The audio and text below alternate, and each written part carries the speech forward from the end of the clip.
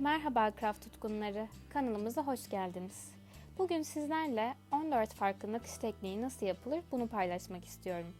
Ben anlatabildiğim kadar nakış tekniklerini anlatmaya çalıştım. Ancak sizin anlamadığınız bir yer veya bir sorunuz varsa aşağıya yorum olarak bırakabilirsiniz. Hadi bakalım, başlayalım.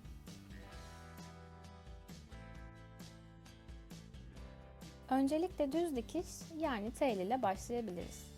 Bu aslında bildiğiniz en kolay el dikiş yöntemi. Düz dikişte öncelikle aşağıdan yukarıya doğru batarak başlıyorum. Sonra bir yukarıdan bir aşağıdan boşluk bırakarak devam ediyorum. Düz dikişte dikkat etmemiz gereken şey ise aralıkların birbirine eşit olması.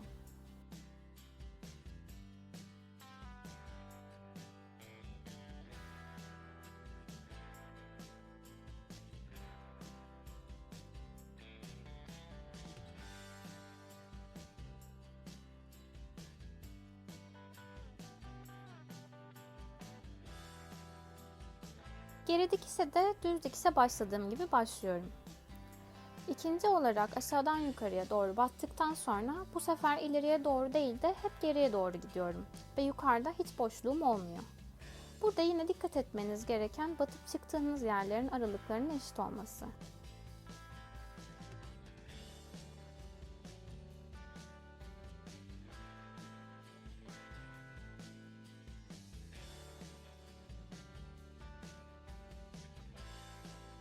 Bu tekniği de sağlam bir dikiş yapmak istiyorsanız kesinlikle kullanabilirsiniz. Mesela makineniz yoksa ve elde dikiş yapacaksanız bu teknikle ilerleyebilirsiniz. Ayrıca nakışta da kullanacaksanız bir yazıyı yazarken veya bir düz çizgide rahatlıkla kullanılabilir.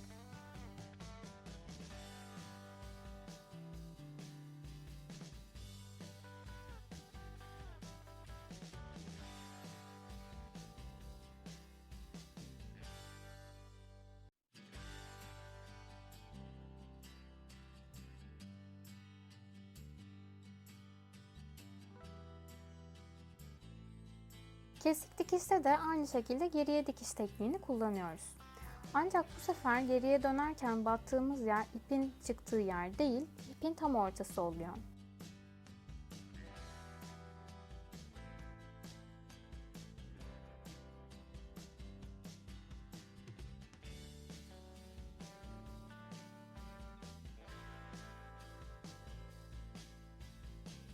Kesik dikişi de geriye dikişi kullandığınız her yerde kullanabilirsiniz. Sadece nakışınızın daha motifli olmasını istiyorsanız kullanabileceğiniz güzel bir teknik.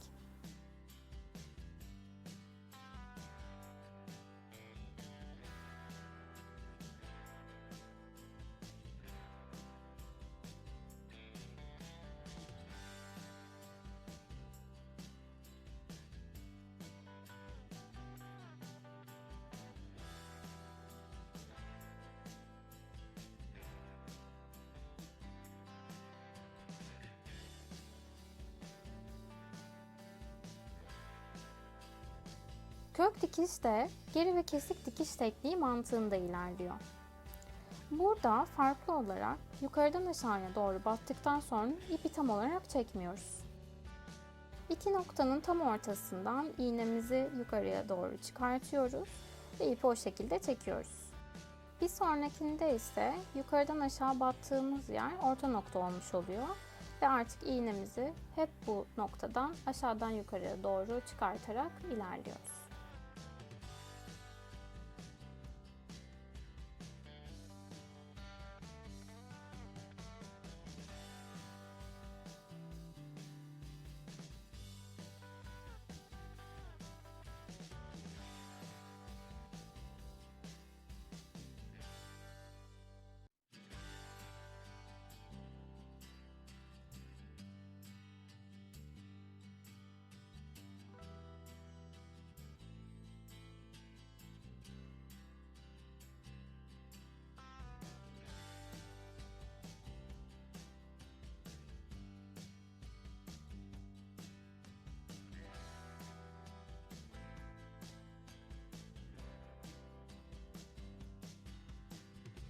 Zincir dikiş bence diğer nakış tekniklerine göre en zorlarından bir tanesi olabilir. Ben de yaparken birazcık zorlandım. Göreceksiniz zaten.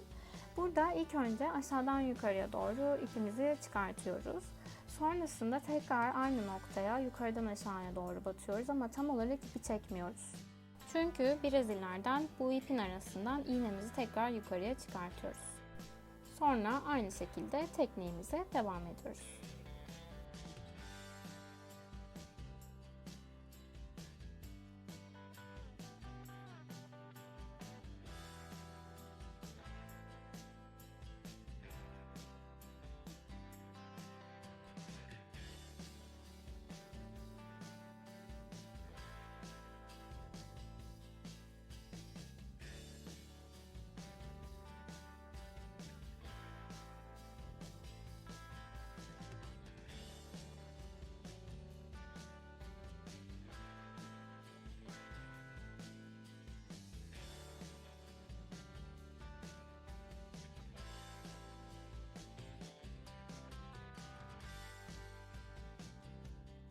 Çarpı dikişinde zaten kanavite yapanlar bileceklerdir. Kanavite ile ilgili detaylı bir videoda ilerleyen zamanlarda paylaşacağız sizinle. Burada aslında çarpıların büyüklüğü belirleyici oluyor. Ona göre de videoda da görebileceğiniz üzere karşılıklı batarak tekniğimizde ilerliyoruz.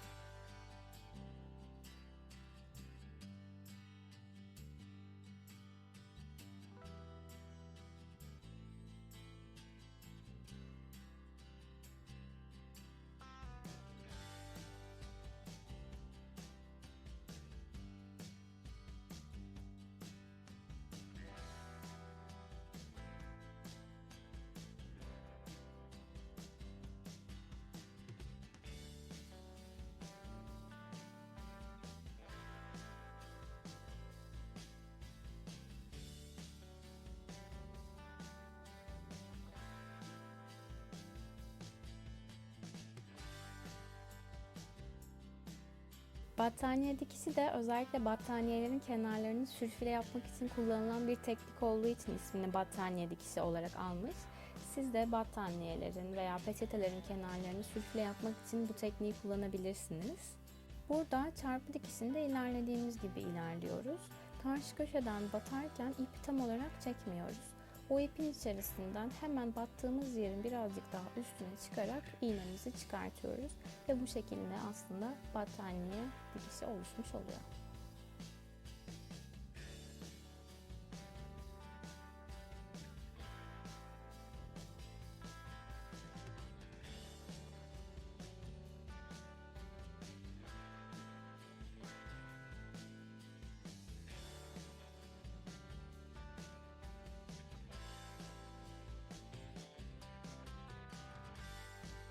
Nokta yapmak istediğinizde de Fransız düğümü tekniğini kullanabilirsiniz. Burada yapmanız gereken ne kadar büyük nokta istiyorsanız o kadar iğnenizin etrafına ipi dolayıp ortadan batıp çıkmak.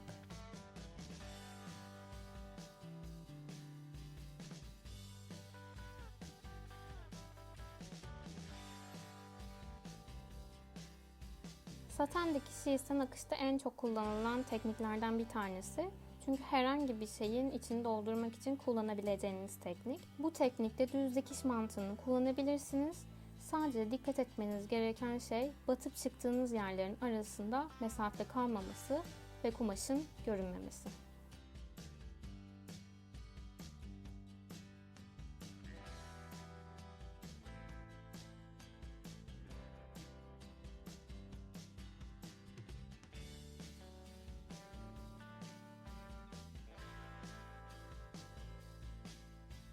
Tembel papatya tekniğini ise birçok farklı çiçek yapmada kullanabilirsiniz. Bu teknikte de zincir dikiş mantığını kullanıyoruz. Ancak bu sefer düz bir çizgide ilerlemiyoruz da bir yuvarlağın etrafında dönerek tekniğimizi gerçekleştiriyoruz.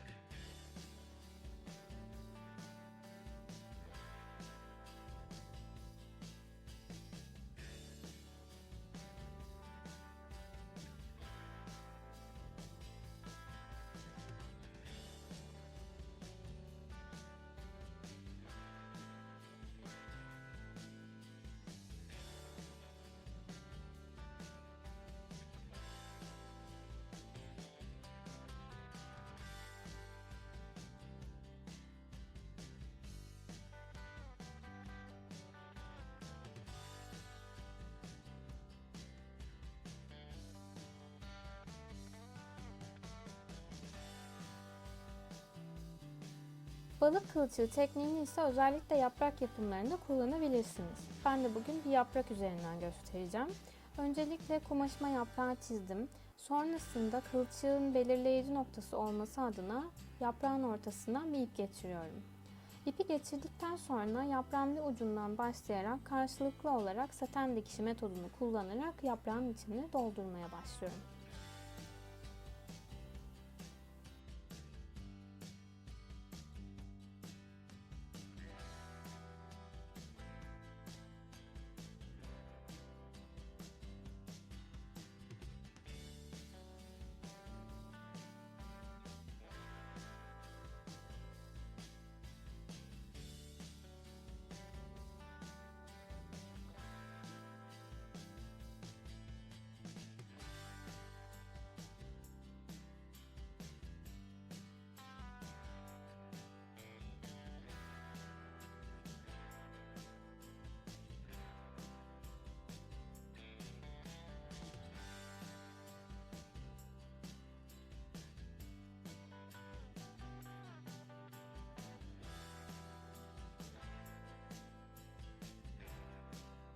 Katmanlı çiçek yapmak istiyorsanız yuvarlak çiçek tekniğini kullanabilirsiniz.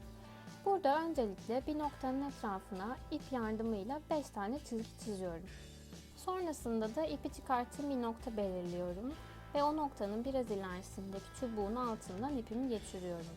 Ve her seferinde bir tane çubuk atlayıp diğer çubuğun altından ipimi geçirerek yuvarlığa dönmeye başlıyorum. Ve çizgiler tam kapanıncaya kadar bu işleme devam ediyorum.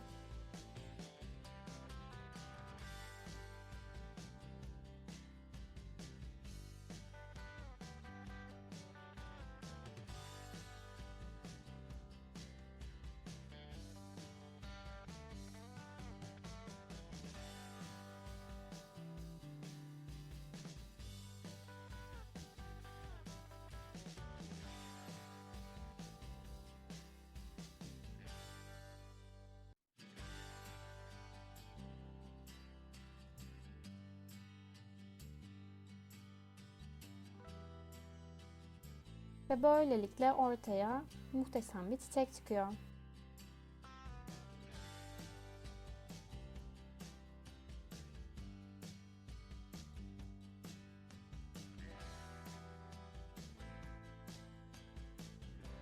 Hristotail'ini daha çok pantolon paçası ya da etek boyu yaparken kullanabilirsiniz. Ama bence görsel olarak da güzel bir nakış tekniği. Hristotail'ini daha çok çarpı dikişi mantığında düşünebilirsiniz. Ancak bundaki çarpıların boyutları birbirinden daha farklı oluyor. Bir büyük, bir küçük çarpı yapıyorsunuz.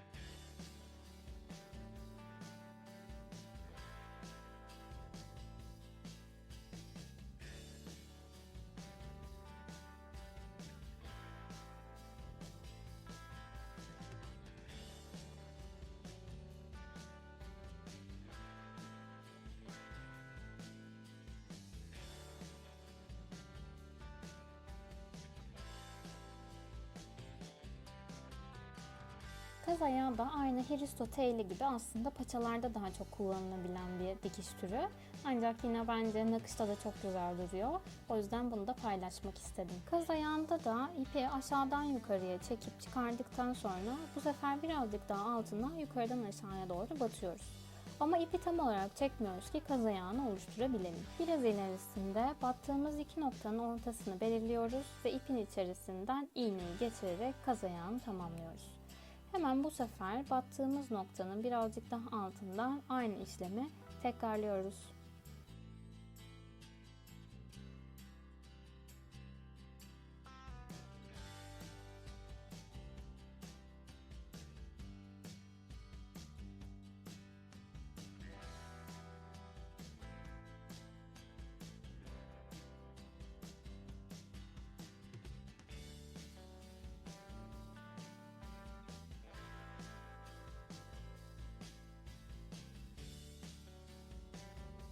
Evet, hepsi bu kadar.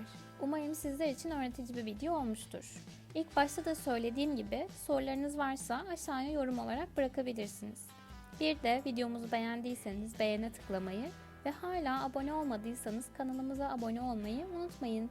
Bir sonraki videoda görüşmek üzere.